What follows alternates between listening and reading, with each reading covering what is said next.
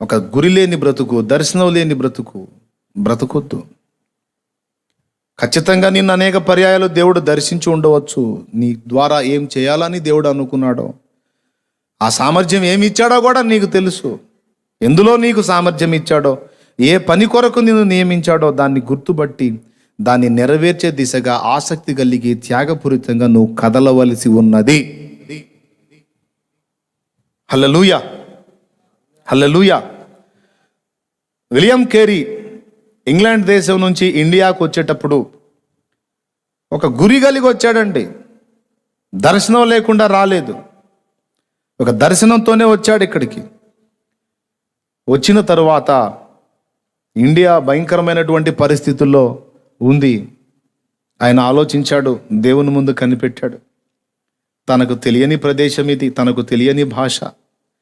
ఆ ఓడ ప్రయాణంలోనే, ఆ కొన్ని నెలలలోనే భాష నేర్చుకున్నాడు, బెంగాలీ భాష నేర్చుకున్నాడు. ఇండియా గడ్డ మీద అడుగు పెడితే ఇండియా భాషలలో ఒక భాషతోనే నేను అడుగు పెట్టాలని తీర్మానం చేసుకున్నాడు. చదవండి విలియం కేరీ చరిత్ర, చదవండి. తర్వాత ఇండియాలో పరిస్థితులన్నీ చూసి ఇక ఆసక్తి కలిగి దేవుని కొరకు కష్టపడటం మొదలుపెట్టాడు. ఆయనకు దేవుడిచ్చినటువంటి కృప భాషా పరిజ్ఞానం, అందులో ఆయనకు దేవుడు సామర్థ్యం ఇచ్చాడని గుర్తుపట్టాడు.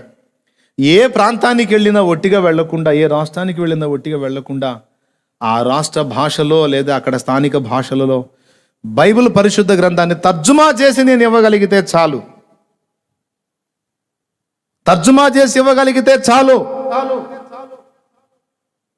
ఆ పరిశుద్ధ గ్రంథము, ఆ గ్రంథంలో జీవవాక్కు అనేక మందిని సంధిస్తుందని ఆ విషయమై దీక్షభూని దాదాపు 40 రకముల భాషలలో బైబిల్ తర్జుమా చేయటానికి నడుం కట్టాడు. ఆయా భాషా పరిజ్ఞానం కలిగినటువంటి వ్యక్తులతో కలుసుకొని వాళ్ళ కోసం కష్టపడి వాళ్ళని సమకూర్చి వాళ్ళతో ఆయన కూడా మాట్లాడి స్థానిక భాషల్లోనికి క్రొత్త నిబంధన పాత నిబంధన మొత్తం కలిపి దాదాపు 40 భాషలు అని చెప్తారు, కొంచెం అటు ఇటుగా అన్ని భాషల్లో నీకు పరిశుద్ధ గ్రంథాన్ని తర్జుమా చేసి అప్పచెప్పాడు ఇండియాలో. ప్రిలారా, ఎందుకు వచ్చావు బాబు విలియం కేరీ, నీ దర్శనం ఏంటి అంటే ఆయన గట్టిగా చెప్పగలుగుతాడు, భారతదేశ భాషల్లో పరిశుద్ధ గ్రంథాన్ని తర్జుమా చేసి ఇచ్చుట నాకు దేవుడిచ్చిన భారము, నా హృదయంలో పెట్టిన భారం, నాకు ఇచ్చిన సామర్థ్యం.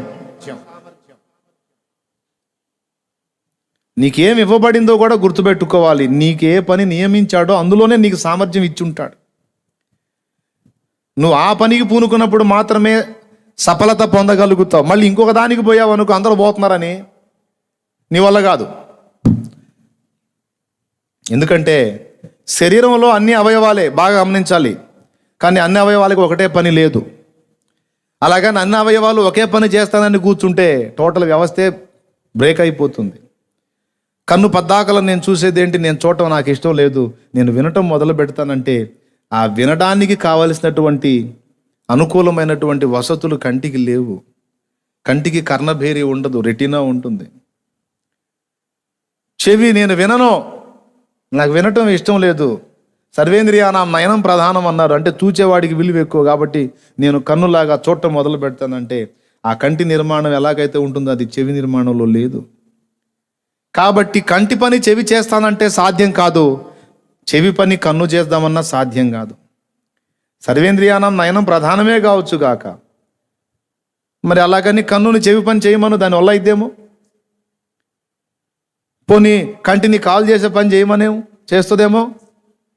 కాలి పని కాలు చేయాలి, కన్ను పని కన్ను చేయాలి, చెవి పని చెవి చేయాలి, ముక్కు పని ముక్కు చేయాలి, నోరు పని. కాబట్టి ఎవరికి ఏ విషయంలో సామర్థ్యం ఇవ్వబడిందో గుర్తుపట్టాలి. నీ మీదున్న ప్రణాళికను బట్టి దేవుడు నీకు సామర్థ్యం ఇస్తాడు. ఇంకొక విషయం కూడా చెప్తానండి, అందులో నువ్వు మాత్రమే సరిగ్గా న్యాయం చేయగలుగుతావు. మళ్ళీ ఆ పనిలో ఇంకొకటి చేయలేడు, ఎందుకంటే వానికి ఆ సామర్థ్యం ఇవ్వబడలేదు. దేవునికి మహిమ కలుగును గాక. హల్లెలూయా. అందరూ కలిసి ఒకే పని చేస్తున్నారు, నేను కూడా అదే పని చేస్తానంటానికి లేదండి. సార్వత్రిక సంఘం మొత్తంలో కూడా ఈ భేదం మనకి ఈజీగా అర్థమవుతుంది. అన్ని సంఘాలు ఒకే విధంగా ఉండవు, మీరు కావాలంటే చూసుకోండి. ఒక్కొక్క సంఘం ఒక్కొక్క టైపులో ఉంటుంది. ఆ సంఘాలను ఎంత మార్చి అన్నీ ఒకే మెట్లోకి తీసుకొద్దామని మనంతా జుట్టు బిక్కున్న అయ్యేది కాదు అది. ఎందుకు అంటే ఇప్పుడు అన్ని సంఘాలు కూడా పరిపూర్ణ స్థితిలోనికి రావాలి, అన్ని సంఘాలు అన్ని విషయాల్లో పరిపూర్ణత సాధించాలని మనం కోరుకుంటాం. మంచిదే, కోరిక మంచిదే, ప్రార్థన కూడా చేద్దాం, మంచిదే. కానీ సార్వత్రిక సంఘం మొత్తం కూడా ఒక్కటే అవయవము కాదు. ఇక్కడ మనం అసలు విషయాన్ని గుర్తుపెట్టుకోవాలి. సార్వత్రిక సంఘం మొత్తం కలిపి ముక్కు, కళ్ళు, చెవి, నోరు, కాళ్ళు, చేతులు, పొట్ట, ఏమండి తల, ఇవన్నీ కలిగి ఉన్న ఒక కన్య. సార్వత్రిక సంఘం అంటే ఓన్లీ కన్నే కాదు, చెవి కూడా, ముక్కు కూడా, నాలుక కూడా, తల వెంట్రుకలు కూడా, చేతులు కూడా, కాళ్ళు కూడా. కాబట్టి సార్వత్రిక సంఘం అంటే ప్రపంచవ్యాప్తంగా ఉన్న క్రైస్తవ సంఘంలో కొన్ని సంఘాల్లో చెవు తయారవుతుంది, కొన్ని సంఘాల్లో ముక్కు తయారవుతుంది, కొన్ని సంఘాల్లో కళ్ళు తయారవుతున్నాయి, కొన్ని సంఘాల్లో లోపల ఉండేటువంటి ప్రధాన అవయవాలు మెదడు కావచ్చు, గుండె కావచ్చు, ఊపిరితిత్తులు కావచ్చు, కిడ్నీలు కావచ్చు, పైకి కనబడే అవయవాలు ఎంత ప్రాముఖ్యమో లోపల ఉండేటువంటి అవయవాలు ఇంకా ముఖ్యమైనవి. గుండె ఉంది, అది ఆగిపోయిందంటే కన్ను ఒకటి పోయినా ఇబ్బంది లేదు, రెండు పోయినా ఇబ్బంది లేదు, చేతులు రెండు పోయినా ఇబ్బంది లేదు, కాళ్ళు రెండు పోయినా ఇబ్బంది లేదు. బయట కనపడే అవయవాలు ఒకవేళ కొన్ని మిస్ అయినా ఇబ్బంది లేదు, కానీ లోపల ఉండే మెదడు, గుండె మాత్రం. కాబట్టి హృదయం చాలా ప్రాముఖ్యం, గుండె చాలా ముఖ్యమైన అవయవం, మెదడు ముఖ్యమైన అవయవం. కిడ్నీలు ఒకటి పోయి ఒకటి ఉన్నా ఇబ్బంది, నడుస్తుంది, చిన్నగా వ్యవస్థ నడుస్తుంది. అట్లాగా టోటల్ సార్వత్రిక సంఘం అంతా ఒకే అవయవం తయారు చేద్దామంటే అయ్యేది కాదు అని నాకు ఎప్పుడూ అర్థమైపోయింది. అందుకే ఎంతన్నా చెప్పు, ఇక అక్కడ అదే సరుకు తయారైంది, ఇంకో సరుకు తయారు కాదు. ఇక దానికి అక్కడ ఇప్పుడు చెవి స్థానంలోకి ఎవడు పోవాలో, ఏ సంఘంలో చెవి తయారవుతుందో, ఏ సంఘాల్లో చెవి తయారవుతుందో, ఇక అక్కడ చెవి బ్యాచ్ అంతా అందులో చేరతారన్నమాట. ఏ సంఘంలో కన్ను తయారవుతుందో కంటికి సంబంధించిన విలువలు కలిగిన వ్యక్తులందరూ అందులో చేరతారన్నమాట. ఏ సంఘంలో బ్రెయిన్ తయారవుతుందో, అర్థమైందా, బ్రెయిన్ తయారవుతుందో ఇక బ్రెయిన్కి సంబంధించినటువంటి వ్యక్తులు, ఆ స్థాయి వ్యక్తులు, ఆ కొలతలు కలిగిన వ్యక్తులందరూ కూడా అందులోకి చేరిపోతారన్నమాట. ఇట్లా టోటల్ సార్వత్రిక సంఘం మొత్తం కూడా అవయవాలు నిర్మాణం జరుగుతుంది. కొన్ని సంఘాల్లో గోళ్ళు తయారవుతున్నాయి, కొన్ని సంఘాల్లో వెంట్రుకలు తయారవుతున్నాయి, కొన్ని సంఘాల్లో ముక్కులు ముక్కు తయారవుతుంది. ముక్కులు అంటే కాదు, మళ్ళీ అనేక ముక్కులు అవుతుంది. సంఘవధు ఒకతే కదా, కాబట్టి ముక్కుకు సంబంధించినటువంటి బ్యాచ్ కొంతమంది ఉంటారు అన్నట్టు. అర్థమైందా మీకు? లైవ్లో ఉన్న వాళ్ళకి అర్థమైందో కాలేదో, అర్థమైతే సంతోషం. దేవునికి మహిమ కలుగును గాక. ప్రియులారా, కాబట్టి అసలు దేనిలో మనకి దేవుడు సామర్థ్యం ఇచ్చాడో ఫస్ట్ దాన్ని గుర్తుపట్టాలి. సువార్త చెప్పటంలో నీకు దేవుడు సామర్థ్యం ఇస్తే నువ్వు అందులోనే రాణిస్తావు. కాపరిత్వంలో దేవుడు నీకు సామర్థ్యం ఇచ్చి నలుగురిని బ్యాలెన్స్ చేయగలిగేటువంటి నాణ్యమైనటువంటి జ్ఞానం నీకు దేవుడు ఇవ్వగలిగితే నువ్వు అందులో రాణిస్తావు. కాబట్టి దేవుడు ఎందుకు పిలిచాడో, ఏ పనికి పిలిచాడో ఫస్ట్ తెలుసుకోవాలి. పనికి పిలిస్తే దానికి సంబంధించిన సామర్థ్యం కూడా దేవుడు అనుగ్రహిస్తాడు. ఇంకా అదనపు శక్తి కూడా నువ్వు కోరవచ్చు దేవుని దగ్గర నుండి. ఆత్మ సంబంధమైన వరములను ఆసక్తితో అపేక్షించండి, మరి ముఖ్యముగా ప్రవచన వరమును అపేక్షించండి అన్నాడు కదా. అట్లా కొన్ని నువ్వు అడిగితే అదనంగా కూడా దేవుడు ఇస్తాడు. నీకు ఇచ్చిన సామర్థ్యమే కాక అదనంగా కూడా దేవుడు నీకు ఇచ్చే అవకాశం ఉంది. నేను చెప్పే విషయాల్లో చాలా స్పష్టంగా ఉన్నాను, మీరు కూడా అలాగే స్పష్టంగా అర్థం చేసుకోవాలని కోరుకుంటున్నాను. ఓకేనా? తర్వాత ఇవ్వబడినది ఏందో, ఎందులో సామర్థ్యం ఇచ్చాడో అది గుర్తుపట్టగలిగితే ఇక దానికోసం నువ్వు చేసే త్యాగం, ప్రయాస తప్పక ఫలిస్తుంది. నీకు దేవుడు ఏ సామర్థ్యం ఎందులో ఇవ్వలేదో అందులోగా నువ్వు వెళ్ళి చేయడానికి పూనుకున్నావంటే నీ వల్ల కాదు. నువ్వు ఎంత తిప్పలు పడినా అది నువ్వు సాధించలేవు. కొంతమంది మరి సువార్థికుని పిలుపు వాళ్ళకు ఉందనుకో, వాళ్ళు కాపర్లుగా ఉండాలని ప్రయత్నిస్తారు. ఎంత కష్టపడి సమకూర్చినా అది ఉండేది కాదు, నిలవదు. ఎంతో నిరుత్సాహం, నిరాశ, కృంగుబాటు. నేను చెప్తున్నాను, ఒకవేళ నిన్ను నిజంగా ఆ పనికి పిలిచాడా దేవుడు? ఒకవేళ పిలిస్తే చాలా తక్కువ స్థాయిలో ఒకవేళ ఉన్నా కూడా ఏం చింతపడక్కర్లేదు. నువ్వు ప్రయాసపడితే తప్పకుండా దేవుడు దాన్ని భవిష్యత్తులో ముందుకు తీసుకెళ్తాడు.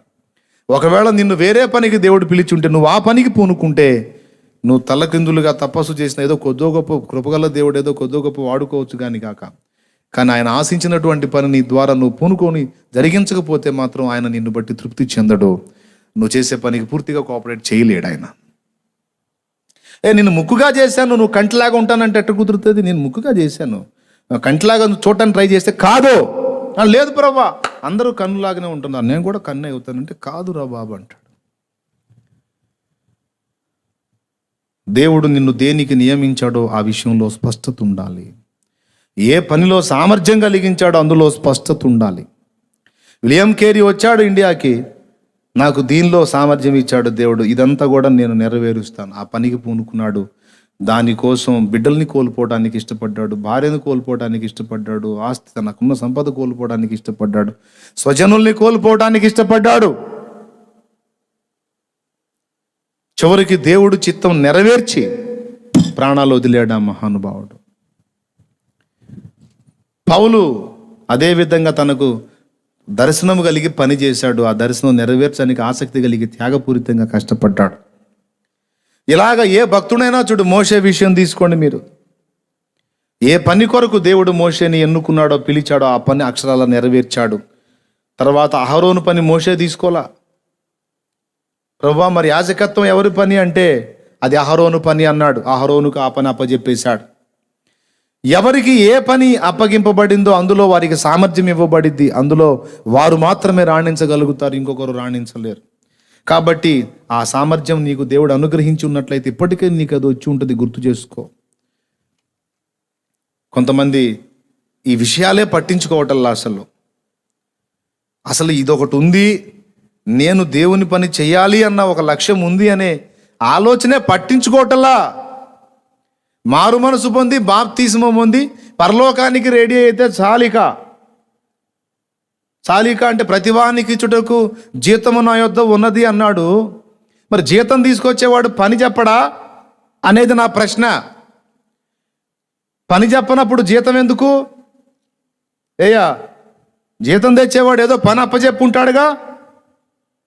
లేదండి నాకే పని అప్పచెప్పలేదంటే వెర్రి ముఖం వేసుకుని నువ్వు అట్లా చెప్తున్నావు. కానీ అసలు ముందు దేవుని దగ్గర కూర్చొని తెలుసుకోవాలా నువ్వు.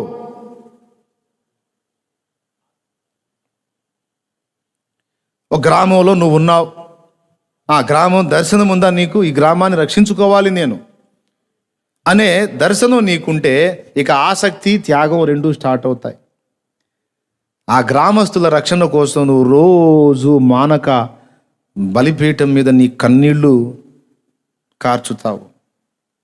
దేవుని బలిపీఠం మీద ప్రతిదినం విజ్ఞాపన ధూపం వేస్తావు. నంబర్ 1. నంబర్ 2, వారికి సువార్త ప్రకటించడానికి ఏ చిన్న అవకాశాన్ని కూడా పోగొట్టుకోకుండా వినియోగించుకుంటావు. 2. నంబర్ 3, దేవుని ప్రేమను వారికి క్రియలలో చూపించి వాళ్ళని ఏ విధము చేతనైనా. నంబర్ 4, నీ సాక్ష్యాన్ని పరిమళింపజేసుకొని సత్సాక్ష్యం కలిగి వారి మధ్య బతుకుతావు. ఒక ప్రాంతాన్ని గురించి నీకు దర్శనం ఇస్తే ఈ ప్రాంత ప్రజలకు నేను రక్షణలోకి నడిపించాలి, ఈ ప్రజల్ని విమోచనలోకి తీసుకొని రావాలి, నాకు ఈ గ్రామం విషయమై లేదా ఈ పట్టణం విషయమై, ఈ జిల్లా విషయమై, ఈ రాష్ట్రం విషయమై నాకు దర్శనం ఉంది, నాకు భారం ఇచ్చాడు గనుక నేను దాన్ని నెరవేర్చడం కోసం నేను త్యాగం చేయాలి, కష్టపడాలి. దానికి సంబంధించిన విజ్ఞాపనల మూల్యం నేను చెల్లించాలి, ప్రార్థనల మూల్యం. నువ్వు ఇంత ఆశించి ఇంత ప్రార్థన మూల్యం చెల్లిస్తే కాదు తమ్ముడు, నువ్వు ఇంత ఆశించిన దానికి తగ్గట్టు ఇంత ప్రార్థన మూల్యం చెల్లించాలి. మనం చెల్లించిన అమౌంట్ని బట్టి వస్తువు మనకు అనుగ్రహింపబడిద్ది. మనం చెల్లించే ప్రార్థన మూల్యాన్ని బట్టే మనకు ఫలితం ఉంటుంది. ఇక మానవ తెలివితేటలతో మనం ఎన్ని యుక్తులు శక్తులు ప్రదర్శించినా అయ్యేది కాదో. చేయాల్సింది దేవుని పని, జరగాల్సింది దేవుని పని. అది మానవ హస్తాలతో జరిగేది కాదు. దేవుని పని దేవుని హస్తంతో జరిగితే మాత్రమే సక్సెస్ అవుతుంది. అది మాత్రమే విజయం సిద్ధింపజేస్తుంది. కాబట్టి నిన్నెందుకు నియమించాడు అంటే ఆయన హస్తము కదిలి అక్కడ కార్యము చేయునట్లు, నువ్వు ఒక పాత్రగా ఉండునట్లు, విజ్ఞాపనకర్తవే విజ్ఞాపన చేయునట్లు, ఆ ప్రజల కొరకు భారముతో కన్నీరు గార్చున్నట్లు నిన్ను దేవుడు ఏర్పరచుకున్నాడు. నీ పని ఏమిటంటే, దేవా నీ మహిమని ఇక్కడ కనపరచు, నీ శక్తిని ఇక్కడ దించు. ఈ ప్రజలు దర్శింపబడాలి ప్రభువా, వాళ్ళు రక్షింపబడాలి ప్రభువా, వాళ్ళ మనోనేత్రాలు వెలిగింపబడాలి ప్రభువా. నేను చెబితే ఎవడు వింటాడు తండ్రి? అందుకే ఇదిగో ప్రార్థించుచున్నాను, నీవు కదిలించు ప్రభువా, నీవు దర్శించు ప్రభువా, నీవు మాట్లాడు ప్రభువా, ఈ ఆత్మలు నశించిపోకూడదు నాయన, కార్యము చెయ్యి అని నీ మొర్ర, నీ విజ్ఞాపన రోజు వారి కొరకు దేవుని సన్నిధికి వెళుతుంది. నీకు దర్శనం ఉంటే నీ హృదయంలో భారం పెడతాడు దేవుడు. ఆ భారం నిన్ను కుదురుగా ఉండనీయదు. ప్రార్థనకు రేపుతుంది. మొట్టమొదట దేనికి రేపుతుంది? ప్రార్థనకు రేపుతుంది. రెండవది ప్రకటనకు రేపుతుంది. సువార్త ప్రకటించడానికి రేపుతుంది. ఏ అవకాశం కూడా పోనీయో, ముందు వినియోగించి ముందు ప్రకటించడం మొదలు పెడతావు. అది కూడా శక్తిహీనమైన ప్రకటన కాదు, ప్రార్థన చేత తడిసిన ప్రకటన, ప్రార్థన విజ్ఞాపనల చేత శక్తివంతము చేయబడిన ప్రకటన, సువార్త ప్రకటన. పసలేని ప్రకటన కాదు. పసలేని ప్రకటన అంటే ఏంటో తెలుసా?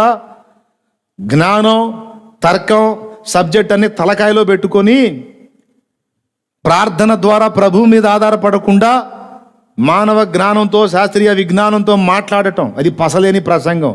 ఎంత అద్భుతంగా అనిపించినప్పటికీ అది ప్రార్థన కన్నీళ్ల చేత శక్తివంతం చేయబడనప్పుడు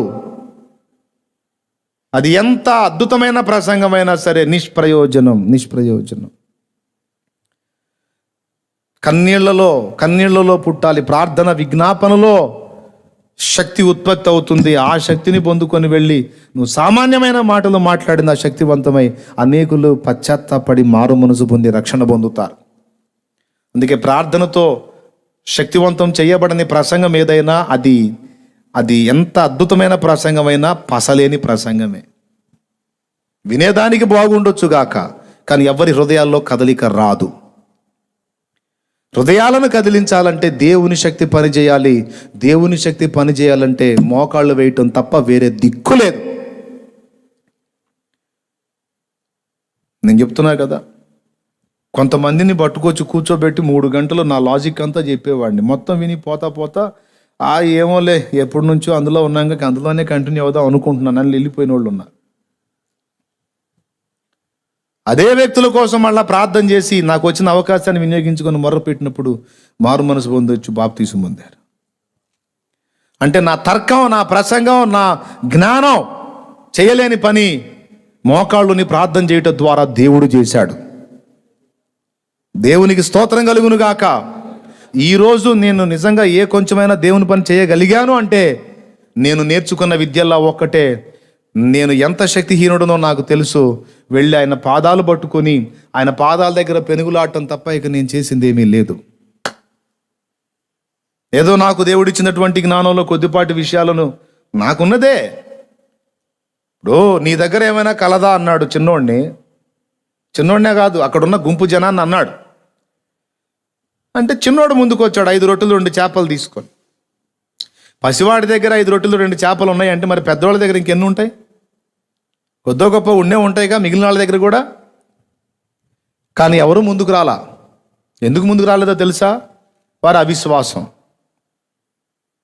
ఇంతమంది జనానికి మీ దగ్గర ఏమన్నా కలదా అంటే మన దగ్గర ఈ 10 రొట్టెలు ఉన్నాయి, ఈ 15 రొట్టెలు ఉన్నాయి, 20 రొట్టెలు ఉన్నాయి, ఈ మనకే చాలు, ఇంతమంది జనాలకి ఎట్ట సరిపోతాయి, యాడిద్దాం. ఒకవేళ భార్య అన్న ఏమండి ఏసై అడుగుతున్నాడు మీ దగ్గర ఏమైనా ఉందని, మన 20 రొట్టెలు తీసుకెళ్ళి ఇద్దామని అంటే వచ్చి వెర్రిమోకమా, ఇంతమంది జనానికి 20 రొట్టెలు ఏడు తాగుతాయే, మనకే చాలు, అయితే ఎవరు మూసుకో, ఈ మనకి సరిపోలే, కష్టం అవుతుంది. అట్లాగంతా వాళ్ళ తర్కాన్ని ఉపయోగించి ఆగిపోయారు. కానీ చిన్నవాడు అట్లా కాదు, నా దగ్గర ఉన్నదే ఇది ప్రభువా అని వాడి దగ్గర ఉన్నది ఏది దాచుకోకుండా 5 రొట్టెలు 2 చేపలు తీసుకొచ్చి ప్రభువుకి ఇస్తే ప్రభు ఏమన్నాడు?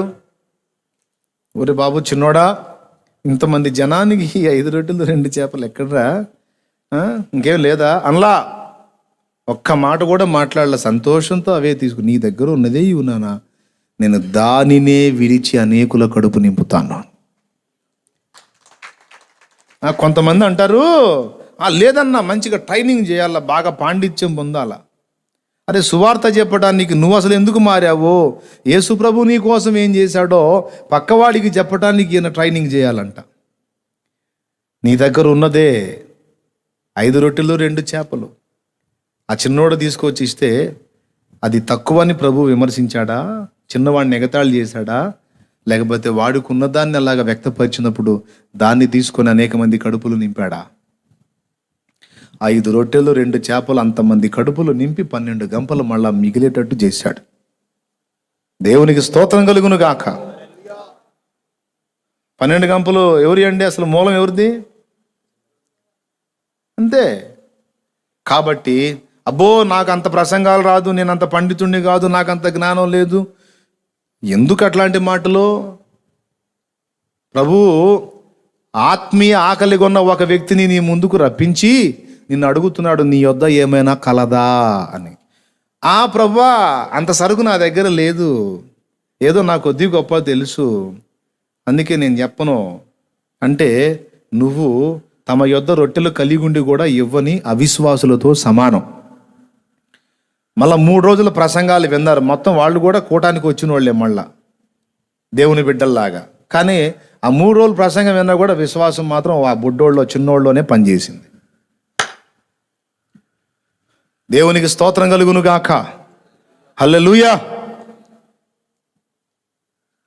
ప్రియమైన దేవుని బిడ్డలారా, నా దగ్గర ఉన్నదేదో నేను దేవుని ముందు పెట్టాను. మొట్టమొదట ఆయన పాదాలు పట్టాను, ఆయన పాదాల దగ్గర పెనుగులాడుకున్నాను. ఈరోజు కూడా నా గోడవా గోల అదే. ఈరోజు నేను పండితుడిని, నేను పెద్ద విద్యావేత్తని, జ్ఞానవంతుడని, నా జ్ఞాన సముపార్జన అంతా మీ ముందు చెప్పడానికి రాలా. దేవుని పాదాలు పట్టుకొని పెనుగులాడి దేవుడు నా నోట పెట్టిన మాటలు తీసుకొని మీ మధ్యలోకి వచ్చాను. దేవునికి స్తోత్రం కలుగును గాక. హల్లెలూయా. మిమ్మల్ని కూడా ఇదే కోరుతా ఉన్నాడు పరిశుద్ధాత్మ దేవుడు. ఒక గ్రామం మీద నీకు భారం, ఒక పట్టణం మీద, లేకపోతే ఒక ప్రాంతం మీద, అసలు ఏ విషయంలో నీకు భారం ఇచ్చాడు? నీ దర్శనం ఏంటి? నీ ఆసక్తి దేని కొరకు? నీ త్యాగం ఎంత? రేపు దేన్ని బట్టి జీతం ఇవ్వాలి నీకు? దేన్ని బట్టి బహుమానం ఇవ్వాలి? దేన్ని బట్టి ప్రశంసించాలి? దేన్ని బట్టి కిరీటం ఇవ్వాలి? దేన్ని బట్టి సింహాసనం ఎక్కించాలి? ఏమిటి నువ్వు చేసింది? ఆ సమయం రానే వస్తుంది, దగ్గరకు వచ్చింది. రారాజు రాబోతున్న సమయం దగ్గరకు వచ్చింది. ఇంకెంతకాలం బాధ్యత లేకుండా, దర్శనం లేకుండా, గురి లేకుండా, ఆసక్తి లేకుండా, త్యాగం లేకుండా విలువలేని బతుకుతావు? సమాజంలో బాగా విలువ కలిగి సంపాదిస్తున్నట్టు మంచి వస్త్రాలు కట్టి మంచిగా కారు హంగు హింగుల్లో తిరుగుతున్నావేమో. ఇదంతా తుచ్చమైంది ఇక్కడుండే 4 రోజులు. రేపు నిత్యత్వం అంతా కూడా ప్లాట్ఫారం బతకాల్సి వచ్చింది. అది గుర్తుపెట్టుకోండి, దయచేసి అందరూ గుర్తుపెట్టుకోండి.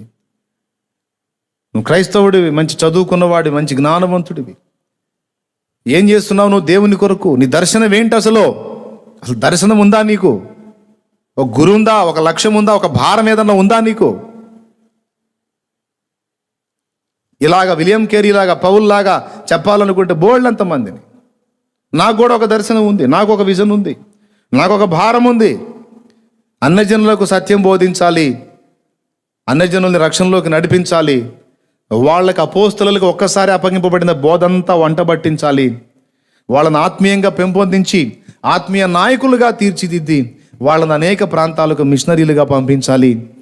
అనేక ప్రాంతాల్లో, మారుమూల గ్రామంలో సైతము సత్యబోధ ఉండాలి. మాదిరికరమైన జీవితం, ప్రార్థనాపరుడైన యథార్థవంతుడైన భక్తిపరుడు కూడా వెళ్ళాలి.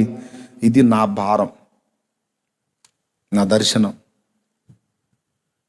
నా లక్ష్యం. దేవుని కృపతో కొంతమేర ఆ పని జరిగింది, జరుగుతుంది, ఇంకా జరగబోతుంది. దేవుని చిత్తంలో క్లారిటీ ఉంది నాకు. దానికి కావాల్సిన సామర్థ్యం కూడా ఆయన కృపతో నాకు అనుగ్రహించాడు. ఇంకా కొంత నేను అడిగి పొందుకోవాల్సి ఉంది, ఇంకా అదనంగా పొందుకుంటాను. దేవుడు ఇస్తాడు అది కూడా. పిలిచినవాడు నమ్మదగినవాడు. పని చేయరా అని చెప్పి కోత కొయ్యమన్నాడు, కొడవలు ఇవ్వడా? చేతులతో కొయ్యమంటాడా?